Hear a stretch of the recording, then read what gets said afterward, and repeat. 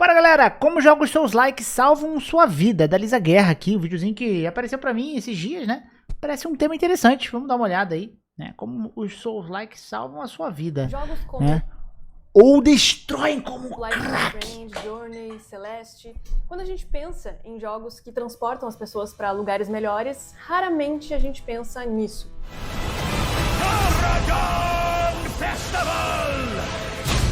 Mas não, a gente não precisa ir muito longe para encontrar pessoas na internet falando sobre como jogos de Souls-like os salvaram da depressão, tiraram elas do... Eu já recebi muita mensagem em inbox falando sobre isso, de Souls-like, é muito foda, é muito foda. Eu fico bem feliz, assim, de ver a galera se superando.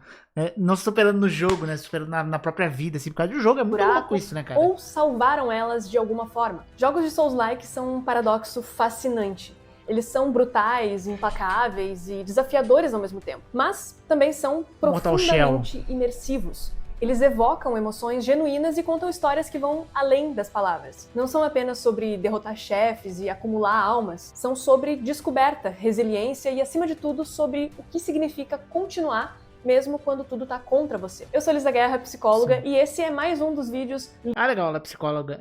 E, cara, esse papel de parede dela é muito bonitinho ali do computador. É que minha cara tá um pouco na frente. Lisa of War, onde a gente fala sobre psicologia e o mundo dos games de uma maneira mais envolvente e interessante. Então se liga na playlist também que você vai gostar. Diferente de RPGs tradicionais que despejam exposições de diálogos explicativos, jogos como Dark Souls, Bloodborne ou Elden Ring contam com histórias através de ambientes, onde as ruínas esquecidas, as estátuas quebradas, cadáveres jogados em becos escuros, tudo é fragmento de uma história maior, esperando para ser montada pelo jogador até...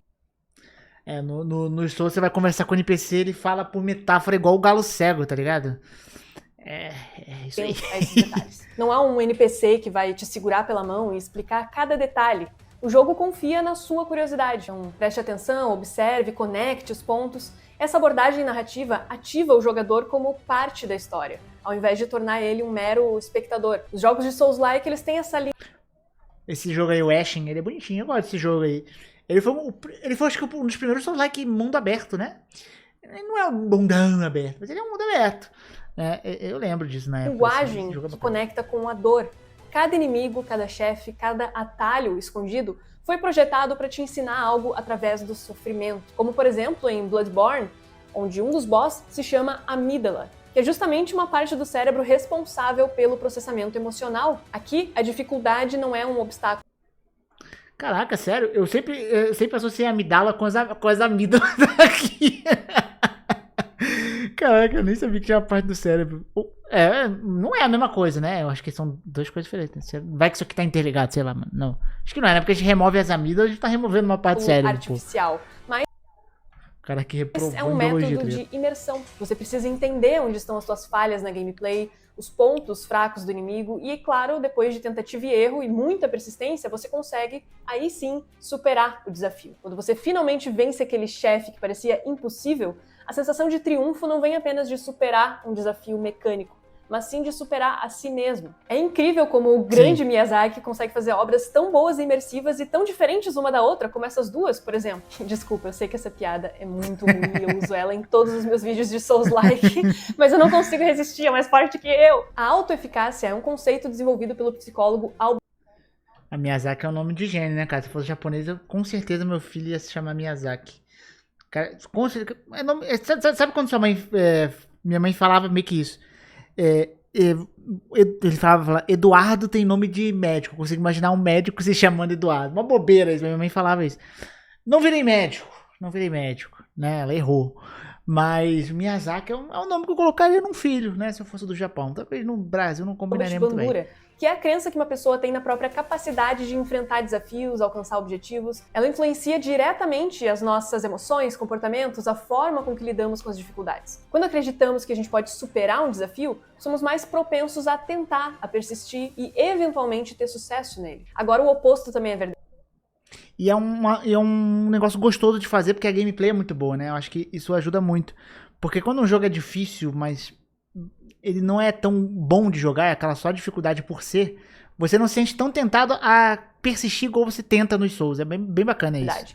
Baixos níveis de autoeficácia estão fortemente relacionados a estados psicológicos negativos, como a ansiedade, a incerteza sobre a própria capacidade, que pode gerar uma preocupação excessiva antes mesmo de tentar algo. Quando sentimos que não temos mais controle sobre a situação, a ansiedade cresce. Depressão, que é a sensação também de impotência e fracasso recorrente, e pode levar a um ciclo de desesperança.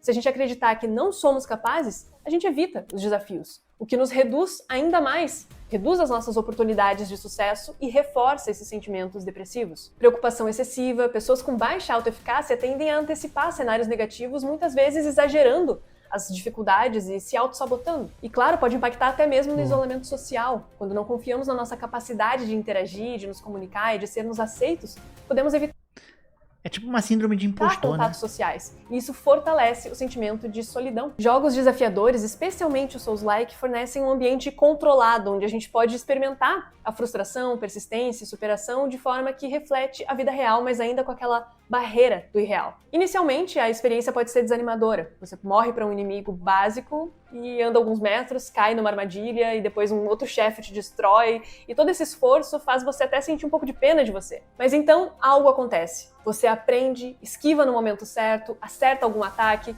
conquista uma pequena vitória. E esse ciclo de tentativa e erro ensina para o seu cérebro que o progresso é possível. Que mesmo O Souls, ele tem uma parada que acontece muito comigo, que é, tipo assim, é um boss difícil, né?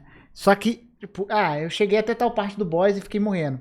Só que aí chega um momento que eu cheguei, eu já cheguei quase com 25% da barra de vida do boss. Eu começo, tipo assim, aquela sensação, uma hora vai, tô progredindo. E aí começa aqueles momentos que, putz, faltava 2 golpes pra matar o boss. É porque você já tá quase masterizando o negócio, você vai passar, não volta muito.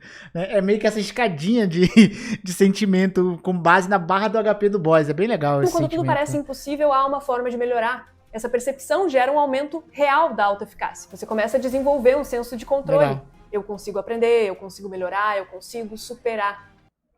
Elden Ring leva bastante esse Isso se ponto traduz também, para né? além do jogo. Você pode vencer um chefe que parecia impossível e talvez pode encarar daí aquele trabalho difícil ou aquela conversa desafiadora que você tem evitado. Outra forma de desafiar a si mesmo e alimentar o seu senso de autoeficácia é aprendendo alguma habilidade ou se sentindo valorizado na sua área, nas suas tarefas e atribuições cotidianas. Por isso, eu quero te convidar para conhecer a Alura, a maior escola de tecnologia do país, Boa, onde Lula é com bom, apenas Lula é bom. Mas eu vou dar um skipzinho aqui, galera. transição de carreira, I'm sorry! explica como os nossos pensamentos influenciam as nossas emoções e comportamentos. Dentro desse modelo, temos as distorções cognitivas, que afetam a forma com que a gente interpreta a realidade para tentar confirmar aquilo que a gente acredita sobre nós mesmos. Elas fazem com que a gente veja o mundo e as nossas próprias capacidades de forma distorcida ou negativa. Logo, quando alguém passando por uma fase mais depressiva e com sensações de incapacidade ou insuficiência, pode distorcer a própria performance nos desafios, atribuindo a fatores externos, como, por exemplo, a distorção de personalização, que é se falhei, logo eu sou um fracasso total. Ou então uma desqualificação de aspectos positivos, como eu passei na prova, mas foi pura sorte, ou foi porque meu colega me ajudou, ou porque meu professor sentiu pena de mim, tirando todo o mérito e impedindo de criar o seu senso de autoeficácia. Esses pensamentos nos levam a evitar os desafios, pois não acreditamos que a gente tem o controle real sobre o sucesso. Essas distorções ficam validando essas crenças que a gente monta sobre nós mesmos e sobre a nossa própria capacidade. Por isso a gente precisa ter cuidado com elas. Nos jogos de Souls-like, não Nosso cérebro é bizarro, né? Nosso cérebro às vezes sabota nós, né, mano? É muito louco há pensar nisso. espaço para essas desculpas externas. Não tem uma dificuldade ajustável, não há uma injustiça do jogo. Se você falha, a culpa é sua. E isso cria uma experiência brutal, mas profundamente honesta. Se você morreu, foi porque errou. Se venceu, foi porque aprendeu com os erros anteriores. Essa responsabilização total, Com exceção da Battle of Chaos. Battle of Chaos, se você errou, é por culpa do Miyazaki, que fez aquele design pela maldito. sua própria performance, elimina essa possibilidade de distorções cognitivas que a gente usa na vida real para justificar as nossas falhas. Não dá espaço para culpar o professor, o chefe ou a sorte. A única opção é aceitar o erro. Vou falar que às vezes, assim, eu dou uma culpadinha nos dev. Eu xingo o Miyazaki, eu xingo a mãe dos dev. A gente dá uma terceirizada na culpa. Ai, aconteceu muito bosta que eu parava, mano. Os caras perderam a mão, filhas da puta. Ajustar a estratégia e melhorar. Com o tempo, esse ciclo reforça esse senso de valor e competência mais autêntico. Você sabe que venceu porque foi capaz, Não cabe uma distorção nesse contexto. E essa percepção fortalece a autoeficácia, não só no jogo, mas em qualquer desafio que a vida possa apresentar. Afinal, você vai tornando isso uma forma de olhar para as coisas. Na maioria dos jogos, a dificuldade é cuidadosamente equilibrada para que você, como jogador, sempre sinta o progresso e o poder crescente. Isso é feito de várias formas, seja pela dificuldade progressiva, ou seja, o jogo começa fácil, vai aumentando gradualmente o desafio, permitindo que o jogador se adapte sem ter uma frustração excessiva. Ou até mesmo no level design. Esse jogo aí é ruim. Putz. Que Um pena. ambiente que vai direcionando o jogador de uma forma mais intuitiva, oferecendo recursos, checkpoints, espaços seguros para você aprender as mecânicas sem punições severas. E até mesmo sistemas de progressão, onde o personagem ganha níveis, habilidades, equipamentos que tornam o desafio mais fácil com o tempo. Mesmo se o jogador não melhorar a sua habilidade, os upgrades podem te ajudar a compensar esse desnível. Então o objetivo É porque o Blitz Elden Ring é muito bom nesse aspecto. é manter o né, jogador cara? engajado, evitando com que ele se sinta preso ou frustrado.